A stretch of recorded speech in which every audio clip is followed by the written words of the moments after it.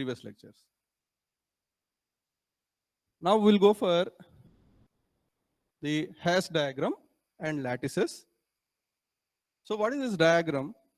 Usually many complex things can be explained within one diagram. That is what the advantage of the diagrams. For example, if you look at in newspapers, you will find cartoons. Okay. If you look at that cartoon, you will get so much information within a small space of cartoon. Whatever you see there, so much information you will get, and it will be very crisp and clear for explanation. In the same way, we have seen that the partial order relations are like this. Those are symmetric, so they are reflexive, antisymmetric, and transitive. These kind of things we have seen. But how can we represent everything in one diagram? That is what thing called hash diagram is here. And along with this hash diagram, we'll see the pictorial representation of the relations and also the closure of the relations in the next lectures. First, the graphical representation of partial order relations that can be done by hash diagram. Consider the digraph. Digraph is nothing but directional graph. When you put an arrow mark from one edge to other edge, then such graphs are said to be the directional graphs. In short, they are also said to be digraphs. Consider the digraph representation of partial order. Since for relation is partial order, it must be reflexive.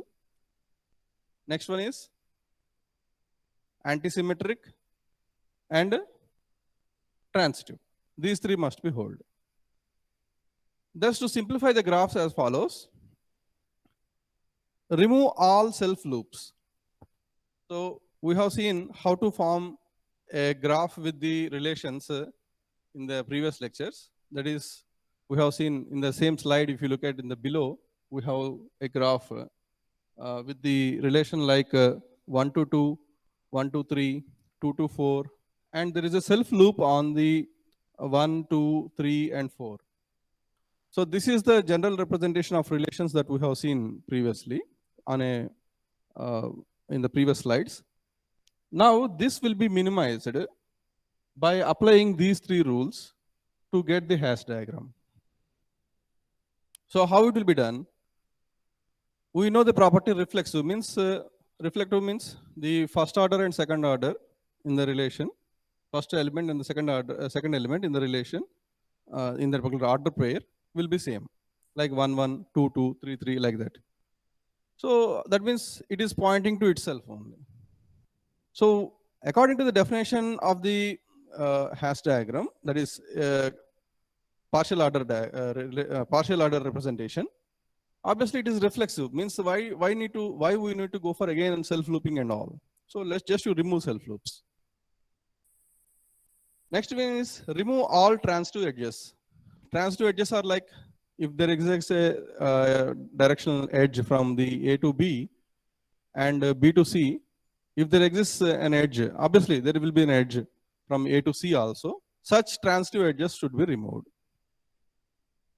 Remove directions on edges assuming that they are oriented upwards. Okay, so that means there is an assumption we are going to make that whatever the graph that you draw will be oriented towards upside. So if A is less than or equal to B, then the vertex B appears above the vertex A. That means here proper ordering will be there. While coming from the bottom to the top to bottom of the graph, you will find the biggest elements, and while going down the graph, you will be finding the smallest elements. Okay. So we have seen the partial order, that ascending order, descending order, some order we have seen. Here with respect to the less than or equal to, you can also make greater than or equal to, you can also use division. This kind of some relations you can use for representing the partial order relations. So these three must be applied on the digraph that you form with the normal partial relations. or partial order relations.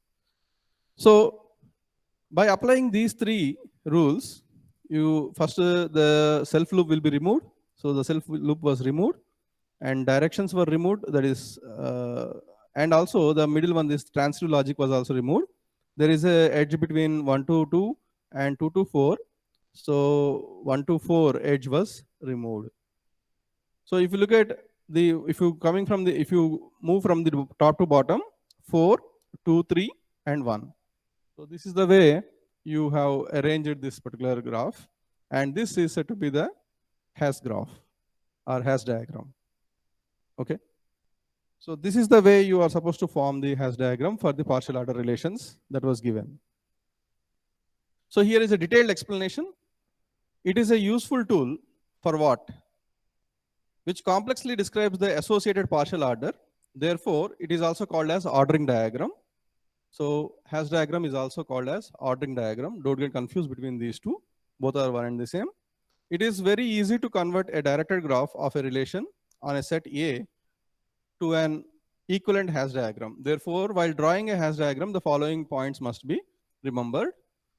So the same thing what we have explained in detail for you, it was mentioned in this slide. The vertices in the hash diagram are denoted by points rather than circles.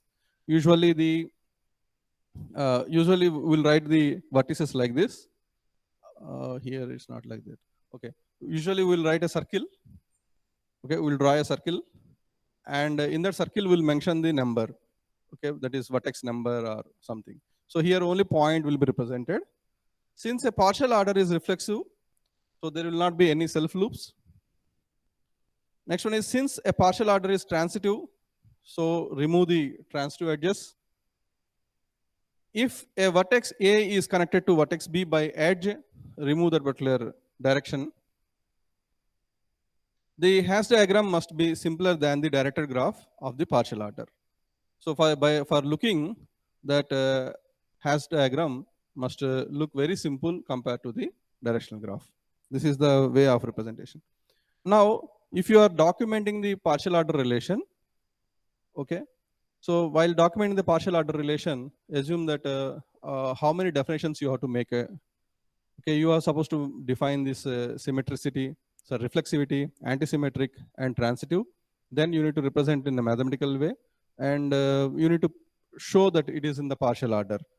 Instead, if you represent figure 1 represents the hash diagram of the partial order relations over the set so and so, and directly if you can give the hash diagram, okay, within this small space itself, you can directly represent your partial order relation.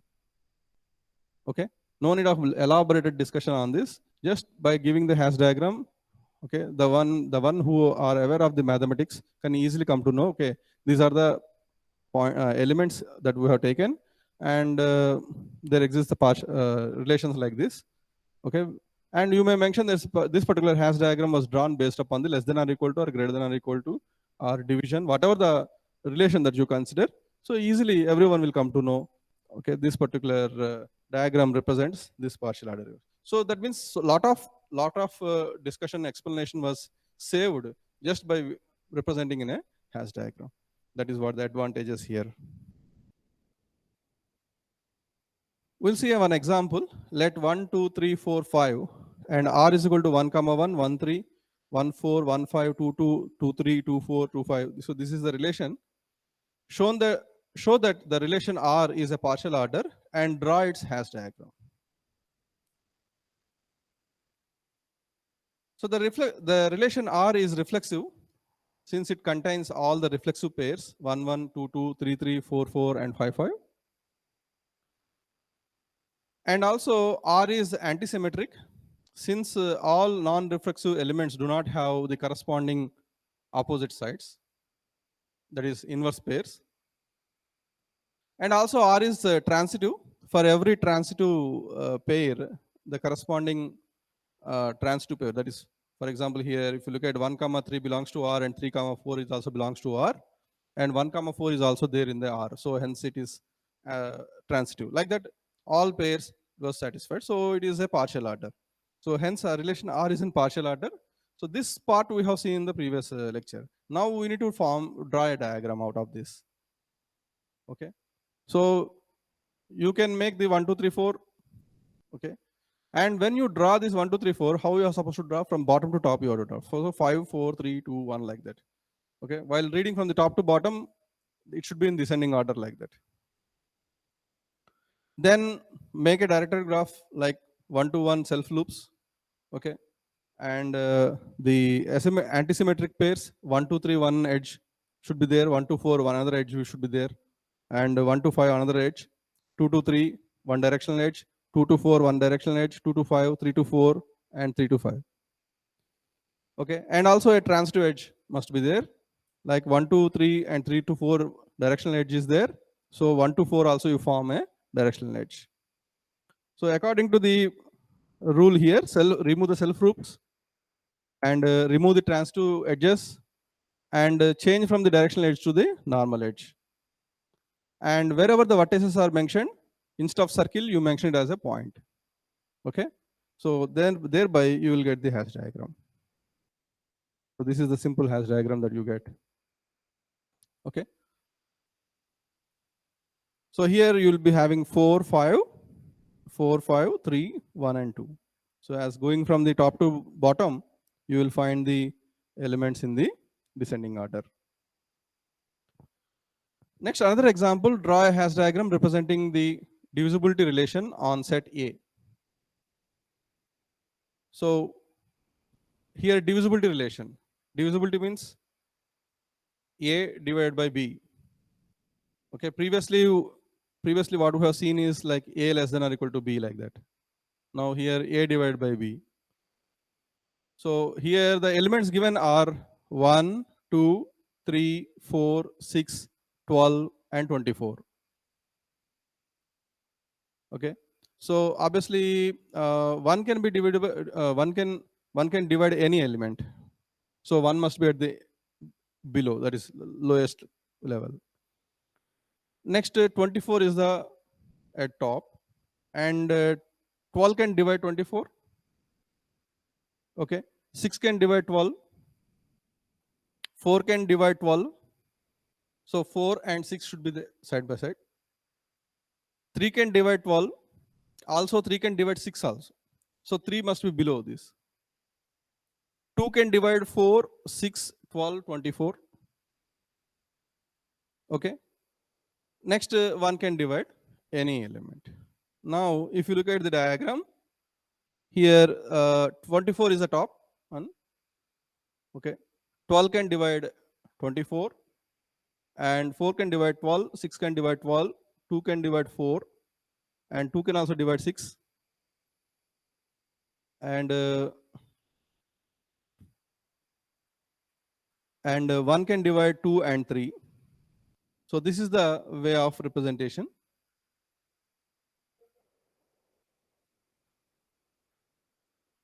Okay.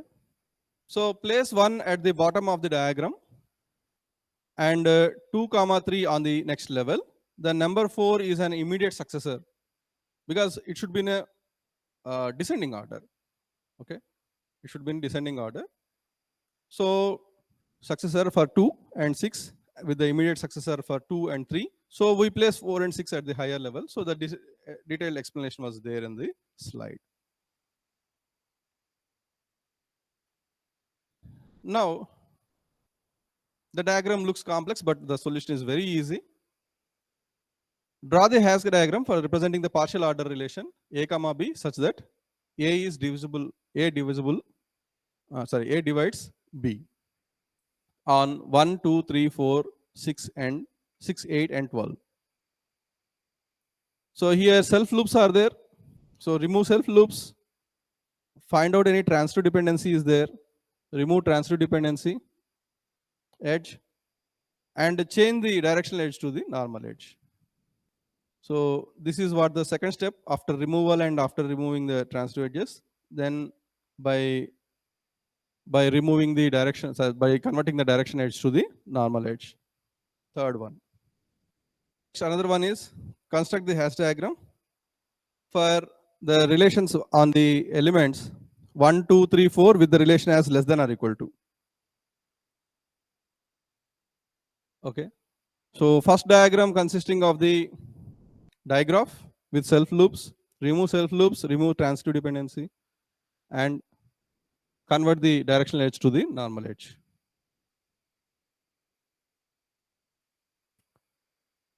Let D30 be the divisor of 30. Draw the hash diagram for D30 comma division. For the elements like this 1, 2, 3, 5, 6, 10, 15, 30. Just same like how we have used the previous example like 24, 12, 6. Okay. Same concept here also.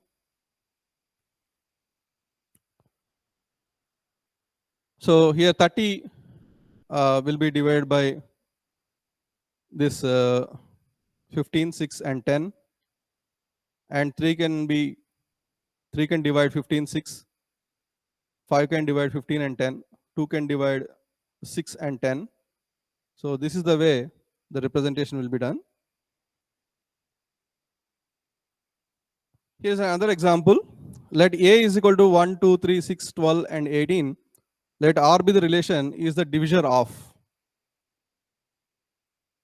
R is reflexive, A is divisor of A.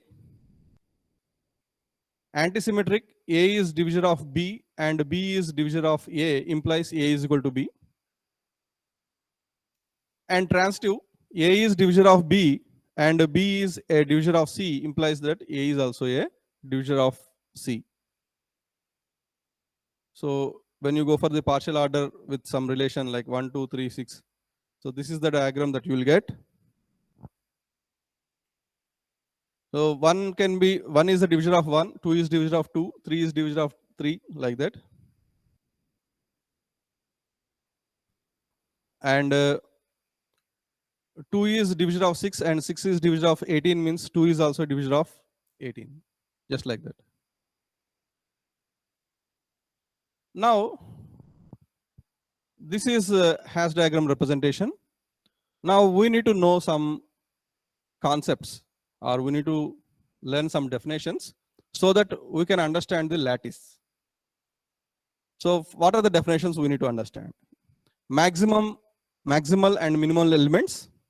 Next two definitions that will cover in the next 2-3 slides should also be remembered to understand the lattice concept. So maximal and minimal elements. What is the meaning of maximal and minimal elements? Since the hash diagram was drawn by keeping in the mind that the elements should be placed from the in the ascending to the descending order. So when you come from the top, so whatever the element you find is the maximal element. If you go down to the hash diagram, whatever the element you find is the smallest or minimal element. Elements of posets. Posets means partial order sets that have certain external properties are important for many applications. An element of poset is called maximal if it is not less than any element of the poset.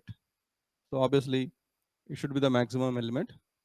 So in the previous diagram with the division, 24 is the top element which is considered as the maximum element. That is the A is the maximal in poset. So S is less than or equal to if there is no B belongs to S such that A is less than B. Similarly, an element of a poset is called minimal if it is greater than any element of a poset. That is the minimal if there is no element B belongs to S such that B is less than A. So this is the mathematical definition. So by general way we have discussed that. Okay, top one which is there in the diagram is the maximal and which is below is the minimal. This same thing was also represented in the mathematical way. Maximal and minimal elements are easy to spot using the hash diagram. They are using top and bottom elements in the diagram. Now, maximal element and minimal element, that two concepts we have seen. The next concept that we must understand is greatest element and the least element. Okay, these are the two terms. Next, we will get the upper element and lower element, greatest upper element and greatest lower element. These are the definitions we must remember to understand what is lattice. A is the greatest element in the poset S. So S comma less than or equal to. So here you are supposed to mention the relation, whether it is less than or equal to or greater than or equal to, depends upon the corresponding greatest element and lowest element or maximal element or minimal element will vary. A is the greatest element in the poset S comma less than or equal to if B is less than or equal to A for all B belongs to S. Similarly, an element of a poset, that is partial order set, is called a least element if it is less than or equal than all other elements in the poset. That is, A is the least element if A is less than or equal to B for all B belongs to S. So here, you say here is a diagram. So here, what is the greatest element and what is the lowest element? Sorry, what is the least element?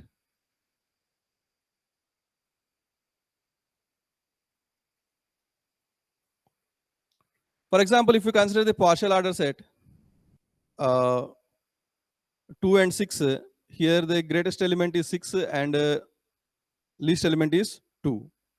So that means we are going to consider this entire diagram as the main set. Okay, in the next slides, what we discuss will come in the subsets. Okay, so we can make the subset. That means at the same level, whatever the elements are there, you can form it as a subset. Okay, that definition we'll see next. But after having the understanding of this greatest element and least element. So here maximal element and minimal element, greatest element and least element that we have seen. Next is upper bound and lower bound. So please make note of these definitions because these must be remembered. Otherwise, it is very difficult for you to understand the next things. Upper bound and lower bound. Sometimes it is possible to find an element that is greater than all elements of a subset. Partial order set is the total set. Partial order set is the total set with which you draw the hash diagram. Okay. We may also form the subsets out of this particular main set. The least upper bound and greatest lower bound. So previously I told you minimal element, maximum element, highest and lowest, then lower bound and upper bound.